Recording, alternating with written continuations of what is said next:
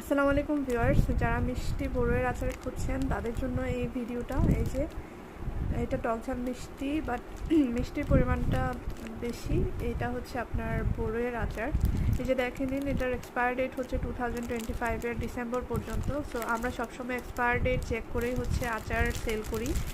অন্যান্য পেজের সাথে আমাদের আচারের কোয়ালিটি অনেক বেশি ডিফারেন্ট। আপনার যারা আমাদের ক্লায়েন্ট রয়েছে তারা নিজেরাই বলে যে আচারটা ভালো ছিল।